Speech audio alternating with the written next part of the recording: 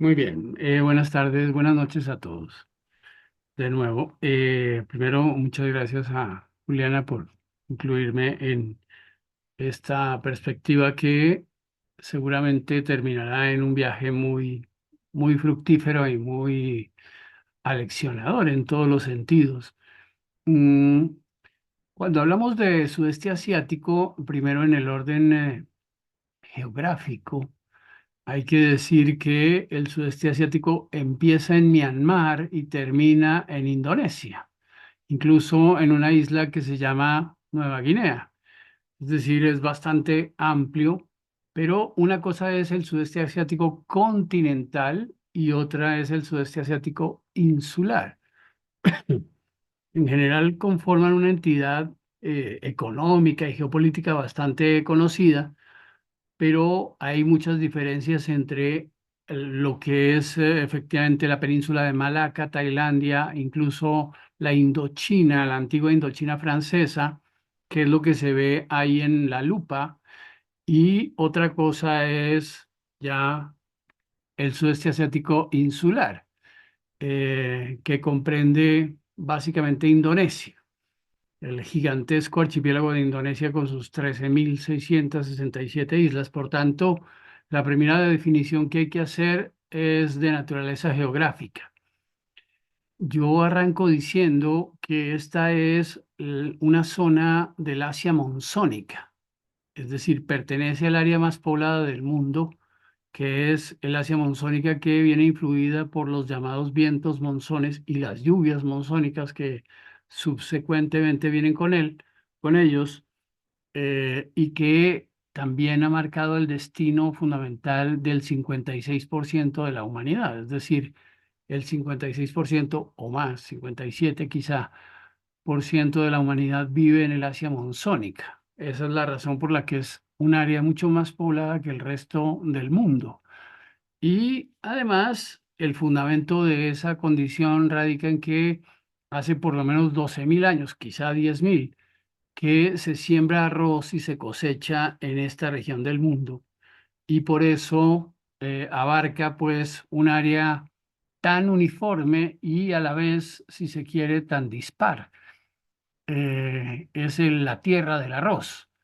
En ese orden de cosas, las condiciones, las formas de vida, las características propias de Indochina están signadas fundamentalmente por la selva, por la vida selvática, por la pluviosidad altísima.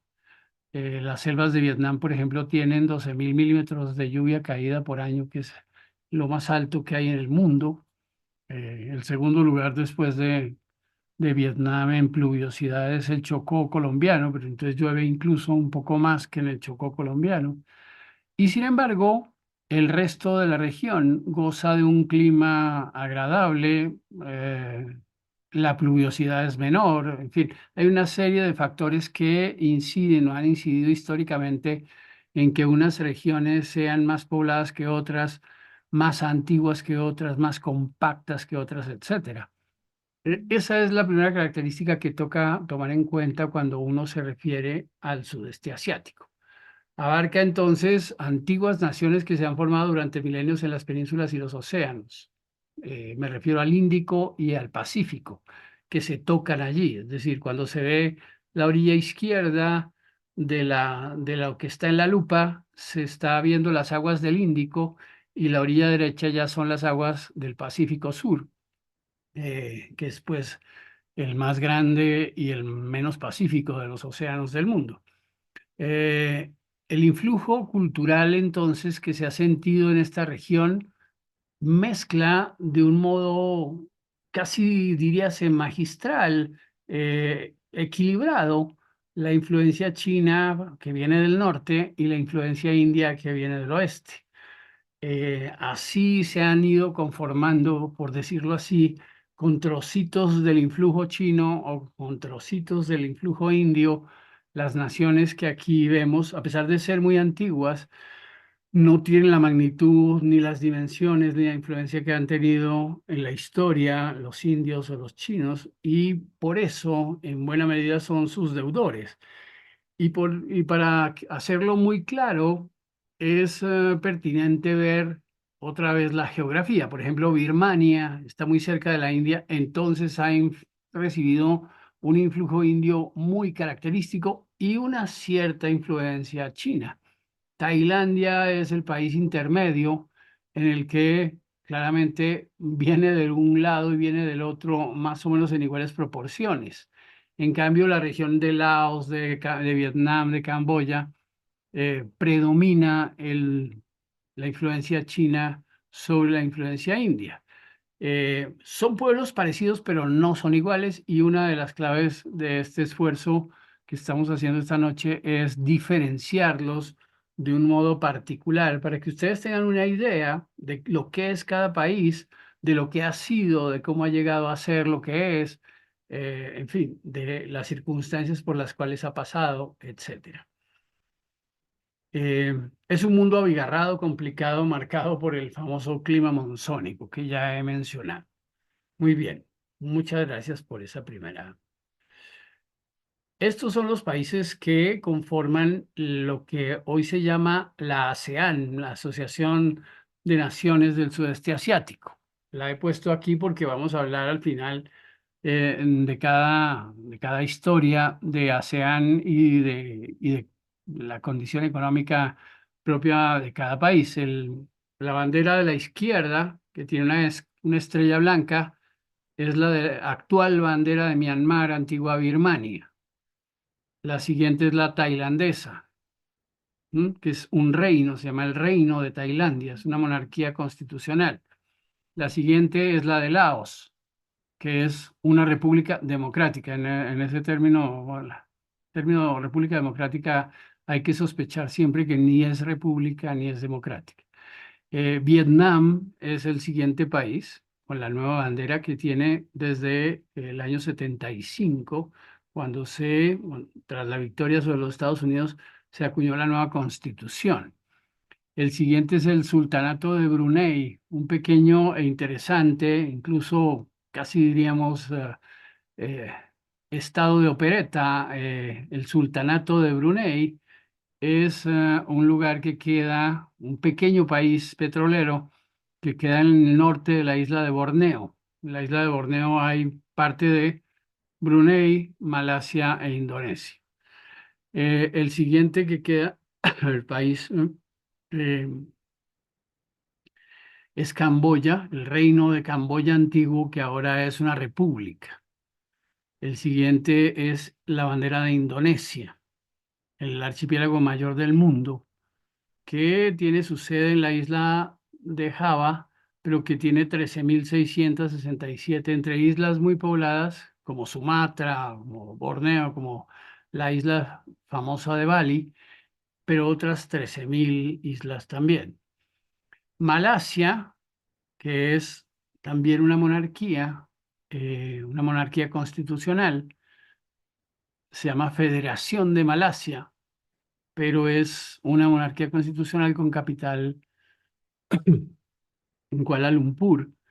Eh, se reparte entre la península de Malaca al oeste y el norte de la isla de Borneo al este. Filipinas es también un archipiélago de más de 4.000 islas. Filipinas es un país hispánico, fue hispánico durante muchos siglos y además católico. Es la única nación de predominio católico en Asia. Y la última bandera es la de Singapur, un estado particularmente pequeño y sorprendente, que es uno de los enclaves económicos más interesantes y más prósperos del mundo. Esos 10 países conforman la ASEAN y conforman también el sudeste asiático en un sentido general, unos grandes, otros medianos, otros pequeños, que van desde la gigantesca Indonesia, con más de 260 millones de habitantes, hasta el pequeño estado de Brunei o el pequeño estado de Singapur. Muy bien. Empecemos entonces con el país quizá más conocido por el turismo internacional, que es Tailandia. Tailandia, como decía, es una monarquía constitucional con capital en Bangkok. es lo que antaño se llamaba el reino de Siam. Seguramente algunos de ustedes vieron algunas películas o algunas series vinculadas al nombre antiguo, a Siam. Es una nación que tiene por lo menos 2.800 años de haberse establecido. El pueblo predominante es el pueblo Tai.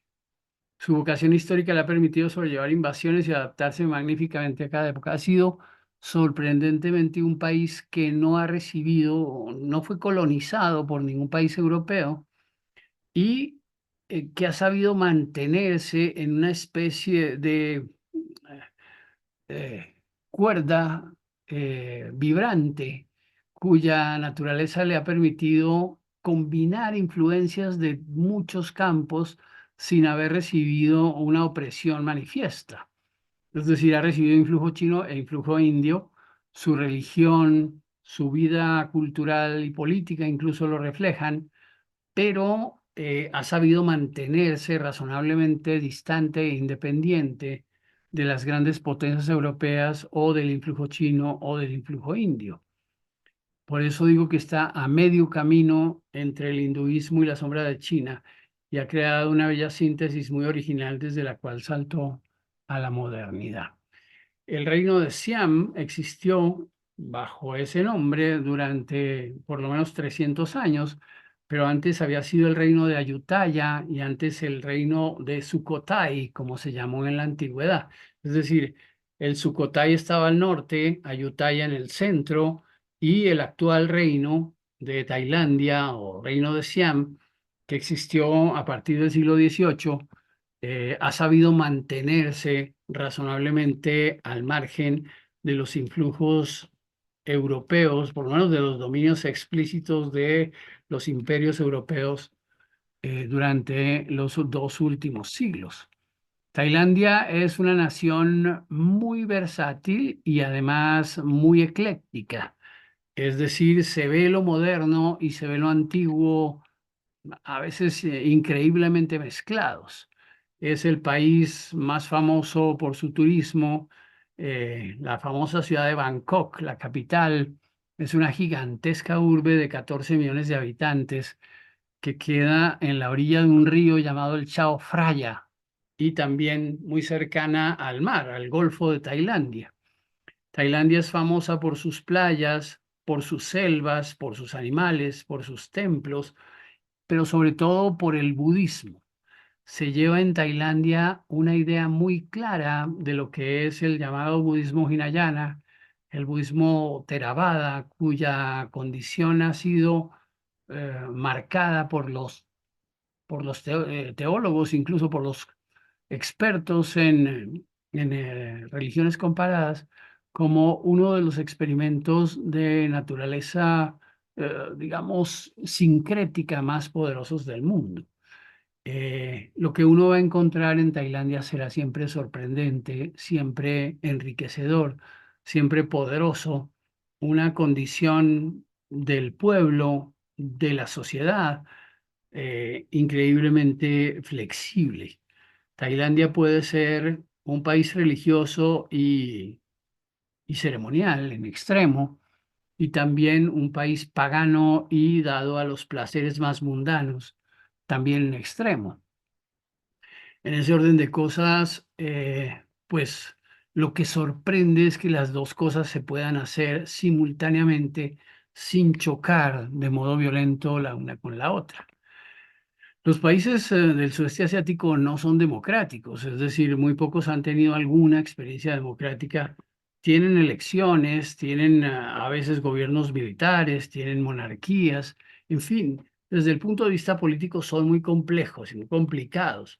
Pero curiosamente eso no se refleja en una situación de tensión en la sociedad, porque la sociedad sabe, por decirlo así, separar los dominios y dirimir las cosas con extraordinaria habilidad. Y es, de hecho, uno de los países más cálidos, mm, más hospitalarios del mundo, un país que sabe siempre tratar y recibir a cualquier visitante y en donde la hospitalidad, la sobriedad, la sensatez, el buen sentido priman frente a una gran cantidad de problemas y de contradicciones que suele tener un país todavía pobre en su mayoría. Es cierto que ha crecido en los últimos años y la clase media tailandesa ha crecido mucho, pero sigue teniendo zonas y, digamos, culturas y mentalidades que viven todavía en el mundo rural como si se tratase del siglo XVII o del siglo XIV.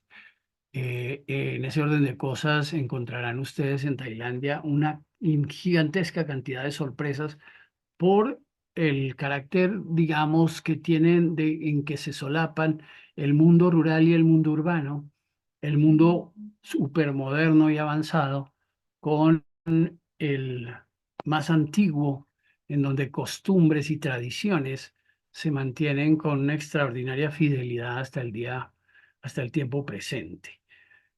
Por favor, a la siguiente. El sello fundamental de Tailandia es el budismo. Digo yo que conduce el carro dorado de un budismo sacramental con varias civilizaciones triunfantes que le han dado su sello. Me refería, por ejemplo, a la antigua civilización de Sukhothai, que sobre todo tiene sus templos en el norte, en una zona selvática, extraordinariamente bellos y bien conservados, como los de Chiang Mai y Chiang Rai. Eh, Tiene todavía templos y ruinas de antiguas ciudades y de antiguos esplendores que datan del siglo I antes de Cristo o del siglo I después de Cristo. Esa civilización de Sukhothai hizo una síntesis con otros pueblos, sufrió el influjo y a veces guerras y derrotas frente a los birmanos, eh, y colapsó finalmente en el siglo IX después de Cristo.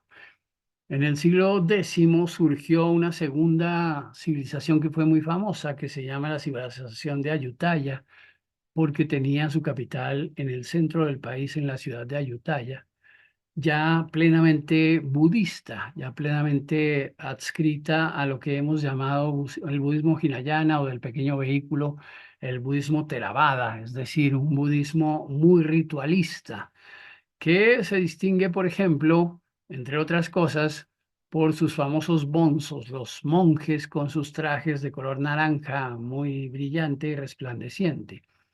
Es un país soleado, es un país fuertemente marcado por el mar y el influjo marítimo, que modera la condición monzónica que a veces lo azota. Obviamente tiene su temporada de lluvias, pero por lo menos 200 días al año son soleados y despejados. Eso acompasa muy bien la mentalidad tailandesa que mezcla todos los dominios y que, digamos, se adapta a todos los climas y a todas las condiciones. Los bonzos, o sea, los monjes budistas, son omnipresentes a la sombra de sus innumerables templos y monumentos.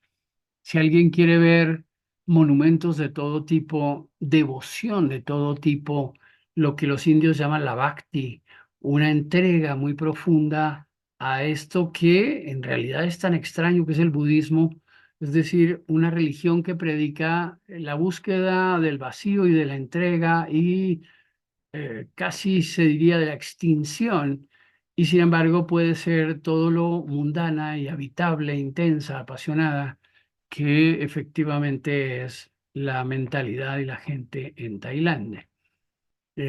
Por eso es un budismo a la vez hedonista. No, no es el budismo tibetano, no es el budismo del aislamiento, es un budismo fuertemente integrado al mundo y hasta se diría desafiante, especialmente en materia moral, en materia de costumbres, por su pues relajación a veces extrema, lo cual le da un toque de exotismo a todo lo que le es propio. Esa es un poco la marca de Tailandia. Digo, la capital es la ciudad de Bangkok. En Bangkok se mezcla el mundo tailandés tradicional con el mundo budista de los campos, con la gente que vive del arroz, con los comerciantes que viven en el sur, las playas como la ciudad de Pattaya, por ejemplo, que es muy famosa o sea, en el mundo entero, las playas, el derroche, incluso una sexualidad bastante exuberante y liberal en todos los sentidos, caracteriza la vida nocturna, sobre todo de las zonas del sur del país, en donde a veces han pasado pues cosas muy graves como por ejemplo un tsunami que mató miles de personas en el año 2004, eh, pero que sin embargo le permitió en pocos años recuperarse y convertirse de nuevo en ese lugar de placeres y de paisajes extraordinarios, sorprendentes, que caracteriza de un modo tan intenso a Tailandia. Finalmente, para cerrar el capítulo tailandés, quisiera decir que es un país fuertemente ligado al mar, a la pesca, a las aventuras casi míticas de antiguos navegantes, de pescadores y de piratas inclusive. Por eso la historia de Tailandia está matizada con muchas especias y pues es un país que sorprende, que colma.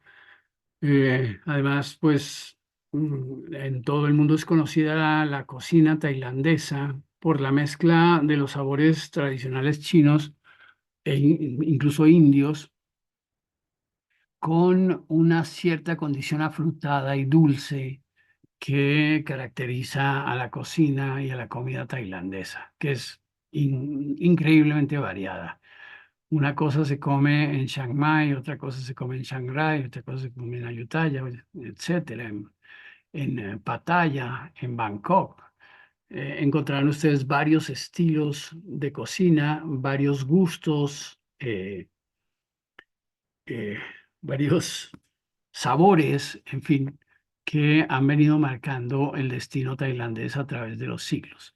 La experiencia de visitarla es absolutamente imborrable. Listo, el siguiente. Muchas gracias. Al lado de Tailandia, al este de Tailandia, hay un pequeño y hermoso país llamado Camboya. Camboya. Hubo un tiempo, hasta el año 76, en que se llamó Kampuchea, lo cual fue un nombre siniestro y funesto. Mientras llevó esa condición, vivió una terrible masacre bajo la mano de un demente gobernante llamado Pol Pot, o más bien apodado Pol Pot. Salat, Sarlat Sor se llamaba ese apocalíptico personaje. En todo caso, eh, también Camboya es un país muy antiguo. La cultura que predomina en Camboya no es la Thai, sino la Khmer o Khmer, y tuvo un esplendor extraordinario. Es una valiosa exponente del sudeste asiático, antigua y misteriosa, sede del imperio Khmer y de la civilización de Angkor. Probablemente uno de los lugares más impresionantes que cualquier turista puede visitar en su vida. Es una ciudad templo. Ahí se ve en la gráfica una vista, un dibujo de Angkor, una ciudad templo cuadrada alrededor de un lago, enclavada en un lago que floreció entre los siglos quinto y décimo después de Cristo y que tuvo un esplendor extraordinario vinculado a las selvas. Todavía hoy se ve a los árboles entrelazados con las estatuas eh, de antiguos dioses y divinidades, de antiguos espíritus y también incluso de bodhisattvas, es decir, de personajes que buscaban la iluminación. Angkor es una mezcla entre el influjo hinduista y el budismo. Se fue conformando y consolidando como una de las sociedades más avanzadas y sofisticadas de la antigüedad. También, igual que los mayas, la civilización de Angkor desapareció en el siglo XI por una extraña implosión que hasta ahora no ha podido ser explicada por los científicos ni por los arqueólogos que han trabajado en en sus ruinas. El caso es que, dotada de una extraordinaria perfección, hay en el centro un lago que se llama el Tonle Sap. El lago Tonle Sap es como el corazón de Camboya, pero alrededor hay una gran cantidad de ciudades, de campos, eh, que tienen un brillo, un sabor, un encanto extraordinario. Además, marcados por la, si se quiere, nostálgica hospitalidad de su gente. El viajero, digo yo, cae bajo su embrujo. Hay una ciudad que se llama Siem Reap en Camboya que cautiva absolutamente a todos los visitantes. Queda un poco al este de las ruinas de Angkor. Esa condición de los camboyanos, que son mansos, que son amables, sin embargo, queda sorprendentemente contrastada por la historia del país, que es una historia de grandes catástrofes, de destrucciones, de plagas, de pestes e incluso, como he dicho, los dramáticos acontecimientos de los años 70, incluso de los años 60, cuando Camboya fue en buena medida un actor en la guerra de Vietnam y sufrió una parte del rigor que supuso esa guerra. Cuando esa guerra terminó, la guerra de Vietnam terminó, eh, tomó el poder Pol Pot, que había leído en los manuales de Mao Zedong que la verdadera clase revolucionaria era el campesinado, y entonces obligó a la gente de las ciudades, porque ya tenían Phnom Penh 3 millones de habitantes en ese tiempo, ya había algunas ciudades en Camboya en los tiempos de Norodom Sihanouk, un rey, el último rey que tuvo Camboya. En los tiempos de Sihanouk llegó al poder Pol Pot con toda la brutalidad de sus seguidores, de los famosos Khmer Rouge o Khmer Rojo, como se llamó el ejército de Pol Pot, y obligó a la gente por la fuerza, con una extrema brutalidad, a volver al campo y a una vida campesina, destruyendo y desolando completamente las ciudades camboyanas. De una población de 8 o 9 millones de habitantes que tenía en ese tiempo Camboya, eh, por lo menos 2,5 o 3 millones fueron exterminados.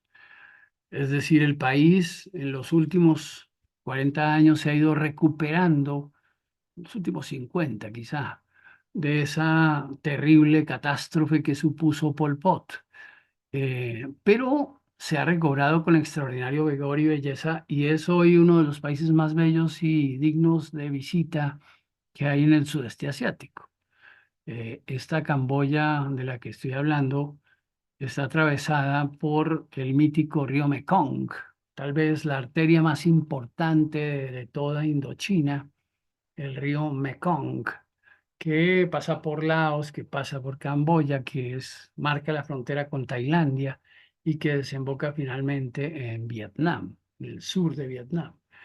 En todo caso, el Mekong es un protagonista por sí mismo. Es el río del arroz, es el río de la guerra, es el río de las catástrofes, pero también es el río bendito, eh, a, a la orilla del cual ha florecido o han florecido las sociedades y las civilizaciones del sudeste asiático, particularmente de Indochina. Esta región continental del sudeste asiático se llama Indochina. Allí han vivido pueblos muy variados, y uno de ellos, de los más ilustres, es el pueblo Khmer o Khmer, la civilización de Angkor, o de Angkor, el mundo del Siem Reap, el mundo de los camboyanos de hoy, un mundo budista, un mundo agrícola, que sabe hacer, digamos, su vida y al mismo tiempo una serie de posibilidades extraordinarias para encantar al viajero. También La sociedad camboyana es muy respetuosa con la comida, con el sueño, con la hospitalidad, con los viajeros.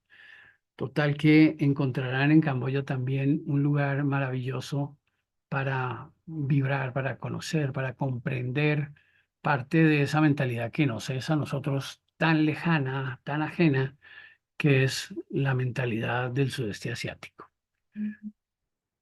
Muy bien. Siguiente. El siguiente país es probablemente el más grande y poblado, aunque Tailandia es muy poblado, que tiene 80 millones de habitantes. Vietnam tiene 100 millones de habitantes. En toda la región de Indochina es el país más poblado. Es una larga tira que va del norte al sur, y que tiene pues su límite en la frontera china al norte. Al este tiene un extraordinario golfo que se llama el Golfo de Tonkin, en donde se encuentra uno de los sitios más hermosos del mundo, según los turistas, que se llama la bahía de Ha Long, en el norte, después de la desembocadura del Río Rojo que pasa por la capital vietnamita, la ciudad de Hanoi.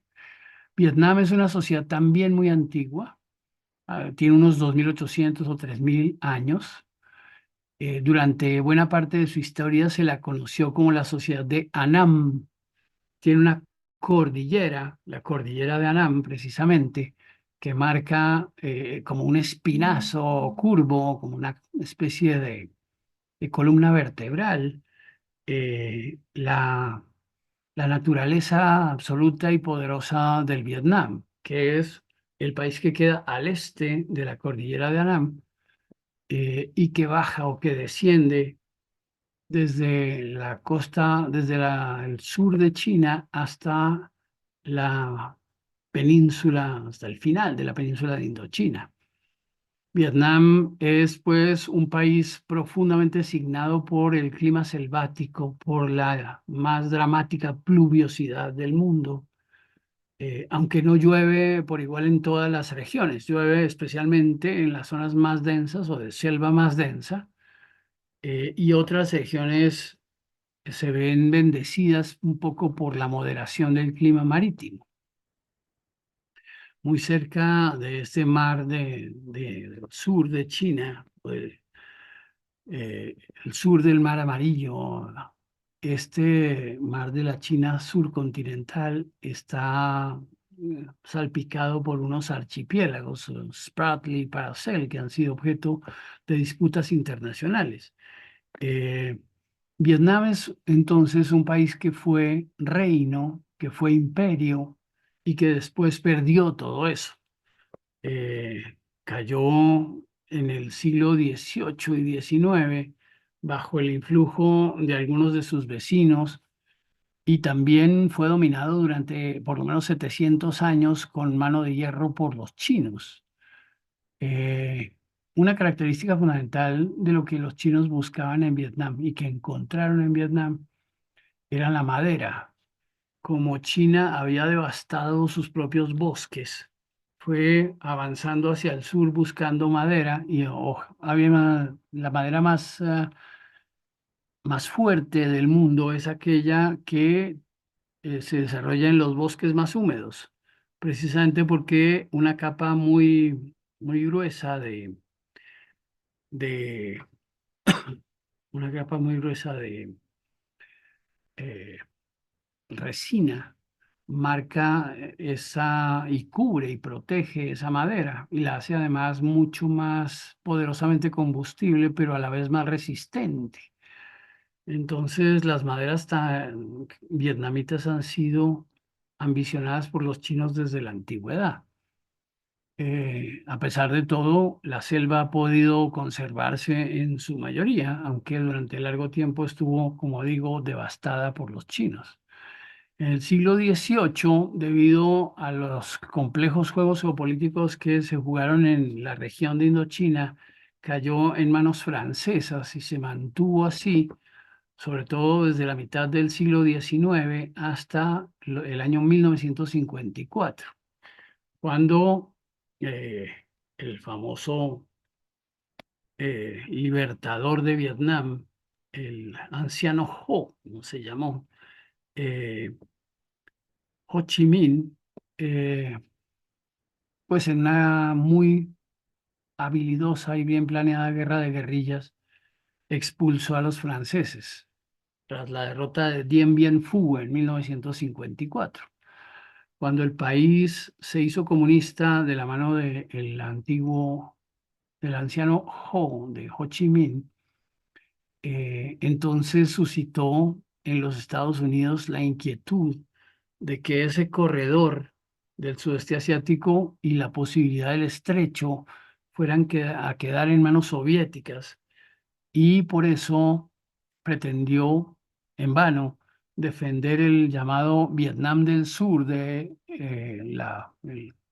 la ambición expansiva de Vietnam del Norte.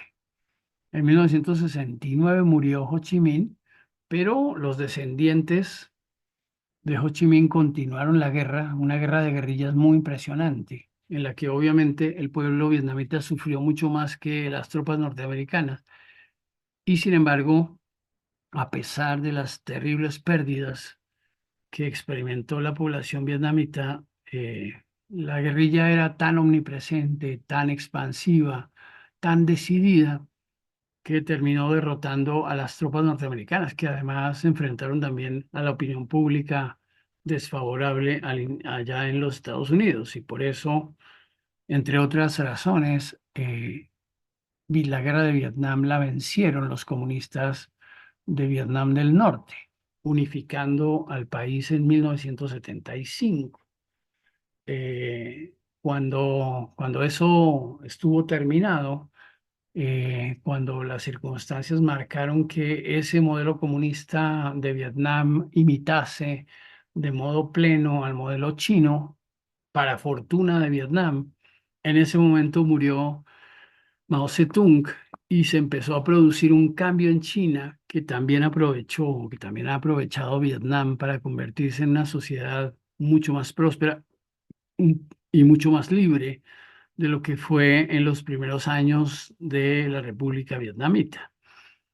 El caso es que la guerra de Vietnam marcó el destino de Indochina entera y al amanecer de esa nueva sociedad ha venido otorgándole ciertas posibilidades de recuperación y de reconstrucción que hacen hoy un país razonablemente próspero, el Vietnam de hoy, con un modelo parecido y pragmático al de China, de un país, dos sistemas. Es decir, además de China, el otro país que imita más este modelo de un gobierno comunista todavía muy rígido, pero con una economía diversificada y adaptada a las circunstancias propias del mercado y del capitalismo del siglo XXI. Ese es Vietnam, un país en donde muchas cosas han cambiado en pocos años y entre ellas la posibilidad del turismo. Es un país muy hospitalario, la gente es muy amable, la comida es deliciosa, las capacidades de adaptarse al entorno son inmensas. Los paisajes combinan el mar y la montaña, la selva y la llanura. Hay ciudades antiguas muy bellas como Hue, Aon Hoi, que queda a pocos kilómetros al sur de Hue, y otras muchas ciudades bellísimas, dentro de las cuales es posible contemplar la antigua grandeza budista del Vietnam inmemorial. Las dos capitales que tiene el país, la capital del norte, la ciudad de Hanoi, una ciudad grande que tiene una serie de recuerdos de la vida francesa, de la vida colonial francesa, en la orilla del Río Rojo, es una ciudad digna de una visita y de un conocimiento, y queda cerca de la famosa bahía de Ha Long que ya mencioné, que bien vale la pena como uno de los espectáculos naturales más bellos del mundo.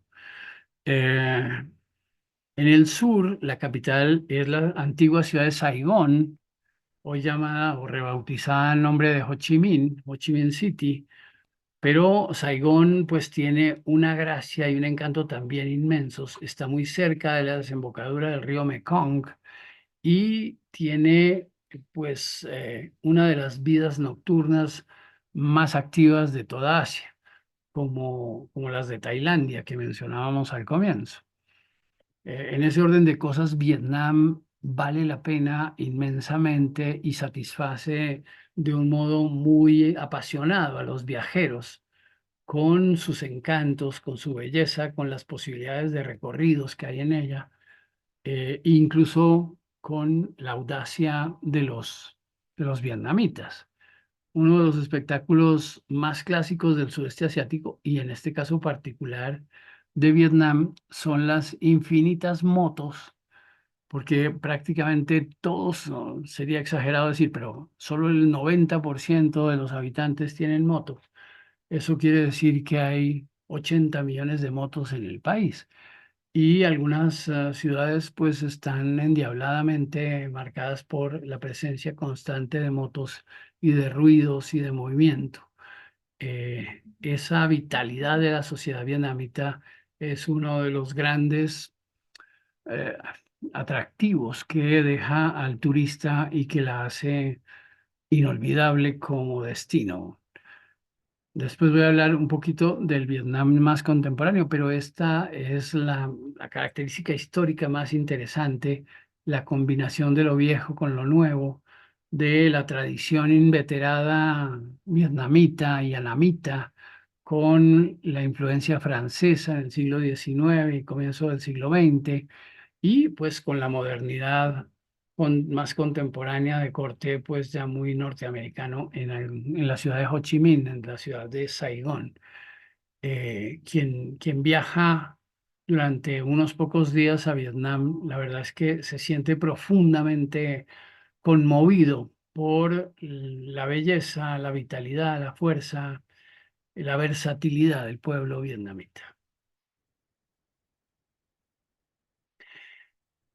En el siglo XV, aunque la religión predominante en el sudeste asiático sí es el budismo, en la segunda parte del sudeste, es decir, la parte más insular, el Islam llegó en el siglo XV y lo cambió todo. El Islam sunita, con su influjo moderado, ha cubierto sobre todo las culturas malayas de Malasia e Indonesia. Incluso, como he dicho, tiene frontera con el sur de Filipinas y el sur de Filipinas ya es católico y sin embargo impregna, o el Islam impregna con su influjo buena parte de las islas del suroeste filipino.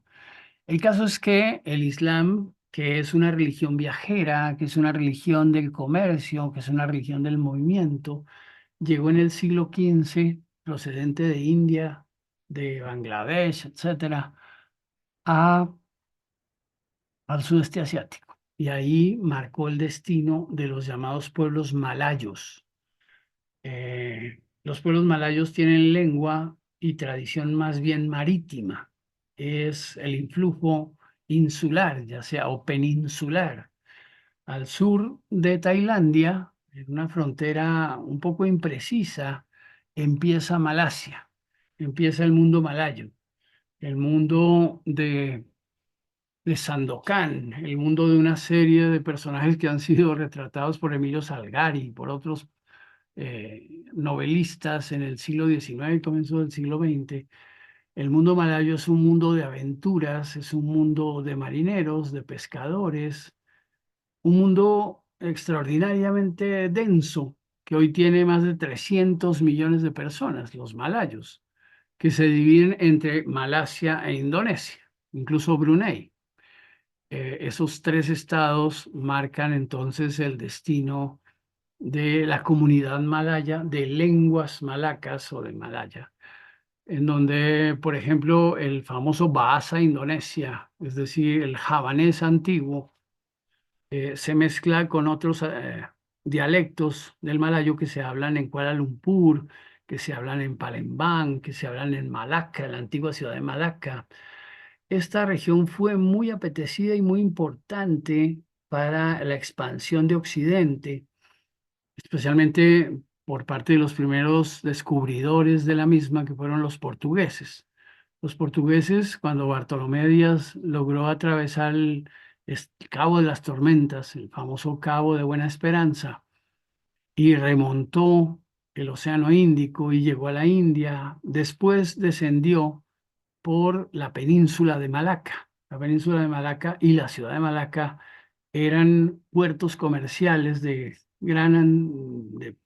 profunda antigüedad, en donde se comerciaba no solo con especias muy variadas, como el clavo, el cardamomo, la nuez moscada, la pimienta, etcétera, y todo eso mezclado con piedras preciosas, con otras mercancías, con sedas de China, con porcelana, con jade, con el batik proveniente en primera instancia de la India y que se volvió el modelo de decoración de las telas característico de Indonesia, el famoso batik. Todo eso impregna desde la antigüedad a las culturas malayas, pero en los últimos 500 años se han vuelto musulmanas, no con el Islam más radical, con un Islam moderado, un Islam que pues marca con su sello la vida cotidiana con mucha fuerza, pero que no ha desbocado nunca en radicalismos o en mayores radicalismos.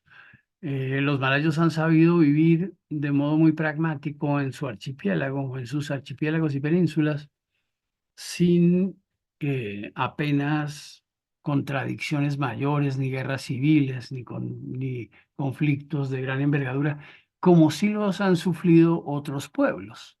La verdad es que el sudeste asiático es una región conflictiva, pero ahora, en los últimos años, se encuentra pues en una condición de paz y de armonía bastante aleccionadora para el mundo, que promete pues ser duradera.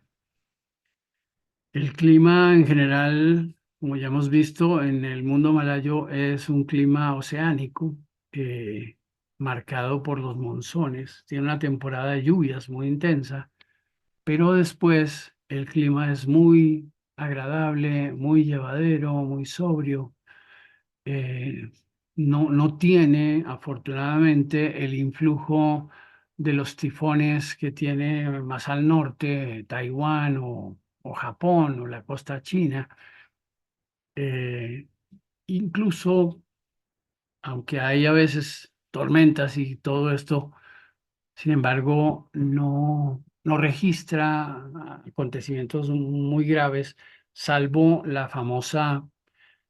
famoso tsunami del que hablamos de comienzos del siglo XXI, eh, que afectó sobre todo a Sri Lanka, la costa de Tailandia y en menor medida la costa de Aceh, en Sumatra, la isla de Sumatra. El Islam del sudeste asiático entonces se divide en Malasia, Indonesia y Brunei, tres países que son musulmanes y que además están marcados por el petróleo. Es decir, sus empresas petroleras han sabido darle pues mucho sabor y mucha vitalidad a la economía en los últimos años. Por ejemplo, en Brunei, que es un enclave petrolero, la empresa Petronas de Malasia, que es muy famosa sobre todo en las carreras de Fórmula 1 y por las Torres Petronas, que son el símbolo de la ciudad de Kuala Lumpur, capital de Malasia, y en menor medida el Estado y el petróleo de Indonesia en la ciudad de Yakarta, su capital. Eh, en fin, el sudeste asiático malayo es diferente del que vimos en el continente. No es lo mismo que encontrarse, es una sorpresa completamente distinta que encontrarse viviendo o visitando Camboya o Vietnam o Tailandia o Myanmar, en fin, que son países marcados por una dinámica completamente distinta. El Islam en el sudeste asiático ha sido, pues, en este momento por lo menos 300 millones de fieles, uno de los más importantes de expansión del Islam hacia el este y que en buena medida muestra una versión mucho más soft, mucho más suave, mucho más llevadera de la vida musulmana en sociedades muy tradicionales, agrícolas, muy propias del arroz, muy, muy hedonistas incluso, como es sobre todo la cultura de la actual Malasia o la cultura de la actual Indonesia. Muy bien. Siguiente, por favor. Birmania es un país muy interesante, queda en el extremo oeste del sudeste asiático, queda al este del actual Bangladesh y al este de la actual India. La Birmania de hoy se llama Myanmar, que es una manera en la que el gobierno comunista actual ha intentado quitarle peso a la antigua Birmania o Burma, como la llamaban los británicos. Es un pueblo muy antiguo, muy agrícola. Eh, en el centro de Birmania corre un río, que es el río Salween, como el gran fundamento de la vida, y el Irrawaddy. El Salween y el Irrawaddy son los dos grandes ríos que cubren y que corren de norte a sur, provenientes del Tíbet, en Birmania, y han marcado una extraña sociedad que sigue siendo hoy en día una de las más agrícolas y tradicionales de Asia. La antigua Birmania pues está marcada por los templos, por los monjes, por la tradición budista, por extrañas y llamativas costumbres, como por ejemplo la de vestirse de mujeres los hombres en ciertas fiestas. Hay una cierta condición transgénero muy antigua que tiene varios siglos y quizá milenios. La sociedad de Mandalay, la sociedad de Moulmein, la sociedad de los puertos en la orilla del Irrawaddy han marcado a fuego el destino de Birmania. Eh, Ese país, sin embargo, en los años 30 y 40 recibió pues el influjo de China y de un influjo muy, muy marcado de los soviéticos que hizo que el Partido Comunista triunfase en los años 40 y todavía gobierna hasta el día de hoy, la Birmania, la Myanmar contemporánea. Por ejemplo, tiene una capital construida recientemente llamada Naypyidaw, que a pesar de tener una infraestructura avanzada, no la habita nadie, muy poca gente. Es una ciudad abandonada como la capital de Corea del Norte. En todo caso, las circunstancias propias de Birmania la hacen un país muy digno de una visita, con una comida muy agradable, con miles de preparaciones de arroz en muchas versiones, con el budismo y los templos. Hay particularmente en el sur de Birmania una ciudad que tiene los restos de 10.000 templos abandonados, la ciudad de Bagan o Pagan. Bien vale la pena. Es un lugar extraordinario.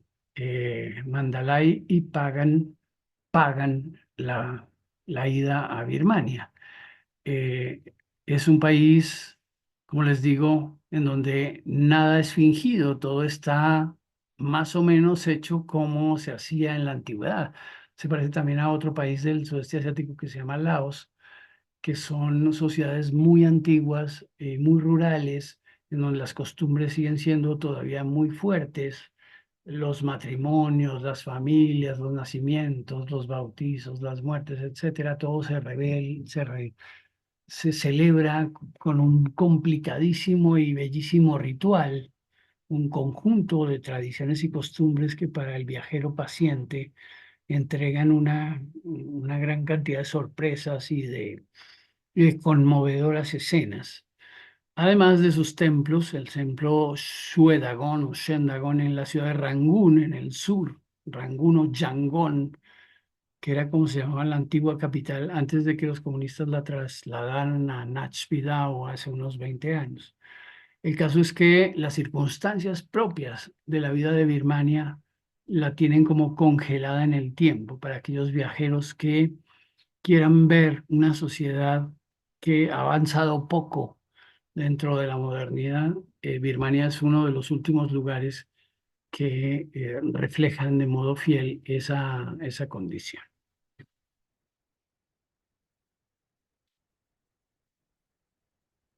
Uno de los lugares más visitados y más interesantes del sudeste asiático es sin duda Singapur. Singapur es una isla de, o mejor, dos islas de 1.000 kilómetros cuadrados que conforman el extremo sur de la península de Malaca. Ahí se ha enclavado este puerto de Singapur, que es muy antiguo y que fue estrictamente el lugar de reunión de los chinos y de los indios, no solo de los hindúes, sino de los indios, incluso musulmanes también, que desde el siglo XIII han venido matizando este enclave de Singapur y que lo delinearon o lo han delineado fuertemente en el siglo XVIII y XIX. Finalmente, en el siglo XX, Singapur se unió durante unos años a Malasia, a la Federación de Malasia, pero en los años 60 decidió separarse de nuevo y bajo un extraño líder chino de la minoría china en Singapur, llamado Lee Kuan Yew,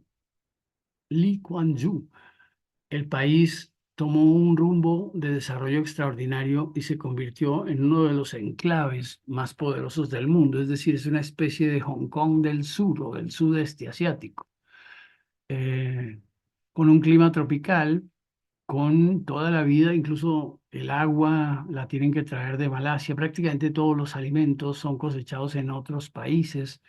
Cuando uno salta pues del país, se sale del país, ya las fronteras son pequeñas, la aglomeración es bastante fuerte porque son 6.500.000 habitantes en estos 1.000 kilómetros, pero además de esos 1.000 kilómetros, por lo menos 450 son reserva.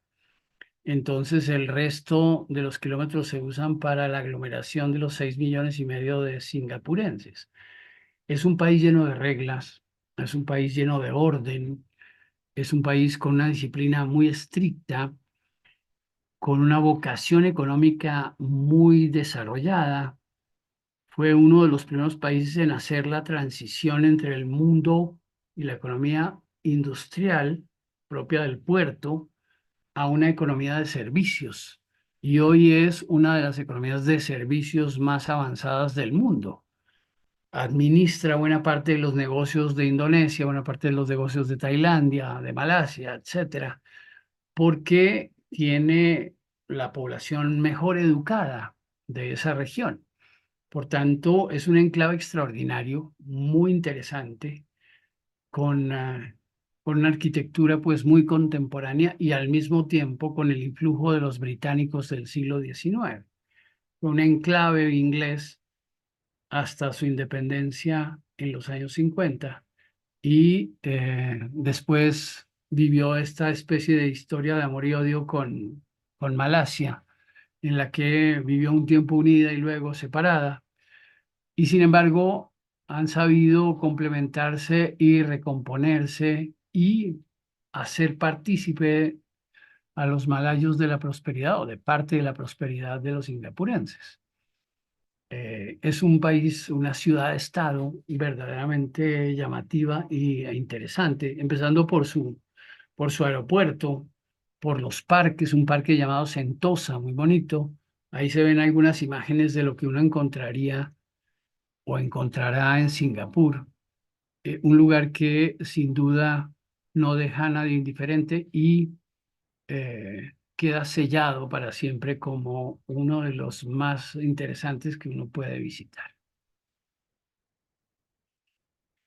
Malasia queda al norte de Singapur, y al norte de Indonesia, del archipiélago indonesio. Queda la mayor parte o la mitad queda en la península de Malaca y la segunda mitad queda en el norte de la isla de Borneo, eh, compartiendo la isla con Brunei e Indonesia.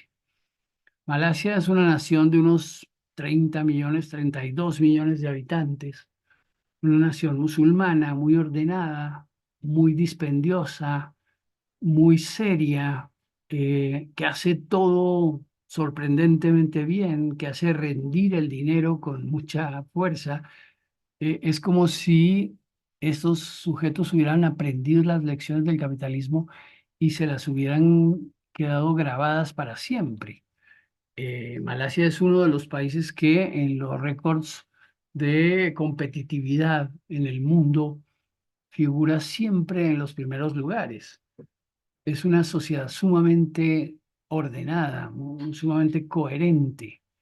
Ha tenido, por supuesto, sus ratos de incoherencia, pero ha sabido salir siempre bien librada de las contradicciones que la agobian.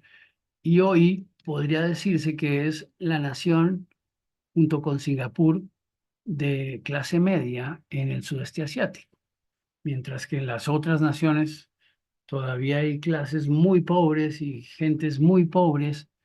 En Malasia han sabido hacer una forma de redistribución de la riqueza que ha resultado muy coherente y objeto de admiración por muchos economistas y por muchos analistas y sociólogos que ven en ella un sentido de la distribución de la riqueza sumamente armónico. Malasia, digo que es misteriosa en muchos aspectos porque la sociedad se deja conocer una parte y la otra parte la oculta. Esa extraña característica tiene que la convierte en un lugar muy digno de visitar. Esta torre que se ve aquí, por ejemplo, es un parte de la capital, la ciudad de Kuala Lumpur, que mezcla lo antiguo y lo moderno, en donde están las torres Petronas que mencioné hace un rato y antiguas construcciones de la Malaca portuguesa o de la Malaca británica. Algunas del siglo XVII, otras del siglo XVIII, estas del siglo XIX, etcétera. Es un país muy interesante, también poseedor de una cocina muy variada, de una cantidad inmensa de ingredientes, en donde, además de los ingredientes puramente agrícolas, se consiguen muchos marinos o marítimos. Obviamente, debido a su carácter musulmán, pues no consume cerdo ni sus derivados, pero en la cocina malaya hay muchos secretos, muchos platillos, se sirven en unas mesas redondas al estilo chino y todo el mundo puede probar de muy diversos manjares en cada comida, porque pues la cocina se complace en esa diversificación extraordinaria. Esa es Malasia. Finalmente, el último país es el más grande del sudeste asiático, es el gran archipiélago de Indonesia, con 260 millones de habitantes. Tiene las 13.600 y pico de islas, que van desde la inmensa Borneo hasta los más pequeños islotes del mundo. Fueron la sede de las Islas de las Especias que buscaban colonias portugueses. Allá estaban, por ejemplo, las famosas Molucas, o están las famosas Islas Molucas, que son parte del gran archipiélago indonesio. La palabra necio, con S, no con C, quiere decir islas, ¿no? Archipiélago. Entonces, de ahí la Polinesia, la Indonesia, etcétera. La Melanesia.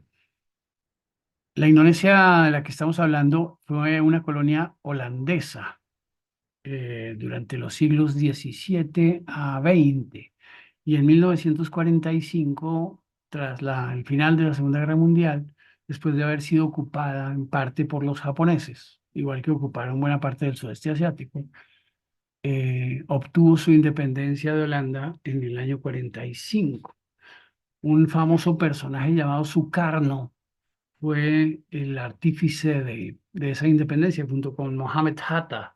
Mohammed Hatta y Sukarno decretaron la independencia en el año 45, pero como el archipiélago era muy pobre, todavía sumido en una cultura tradicional malaya muy agrícola, corría el riesgo de ser colonizado por la Unión Soviética y convertido al comunismo, lo cual habría sido muy grave para los intereses de la Guerra Fría o de los intereses de Occidente en la Guerra Fría.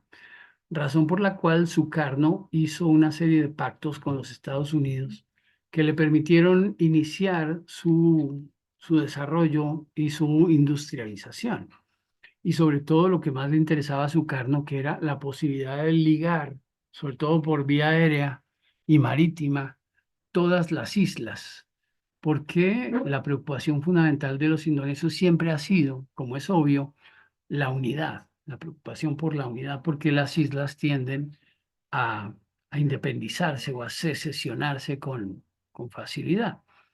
Entonces Sukarno y después su sucesor Suharto lucharon contra el comunismo interno y contra los movimientos secesionistas, razón por la cual mantuvieron a la fuerza al Timor-Leste o al Timor Oriental durante muchos años, hasta después de la muerte de Suharto, cuando fue posible que un movimiento internacional posibilitase la independencia del Timor-Leste, del Timor Oriental.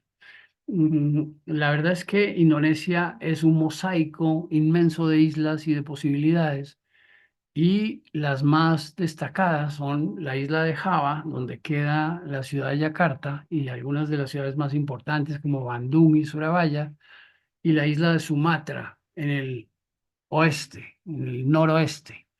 Esas dos grandes islas marcan el destino político y administrativo de Indonesia.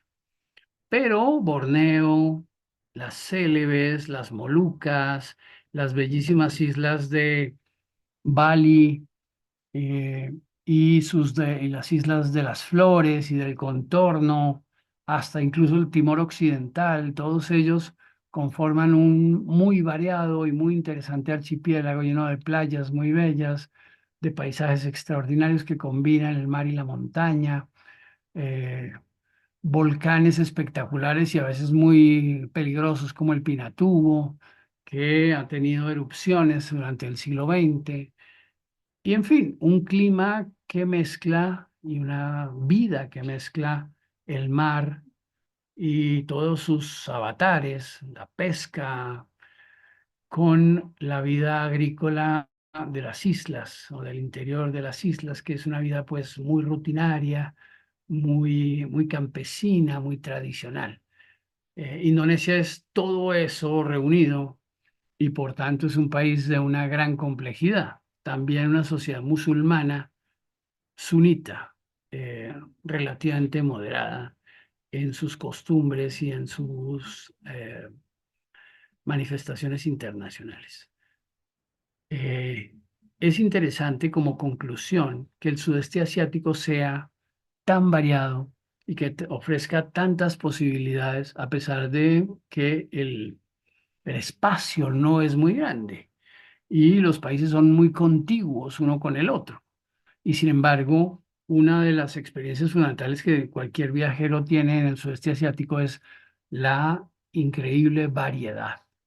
Es decir, no se va a encontrar un lugar igual al otro.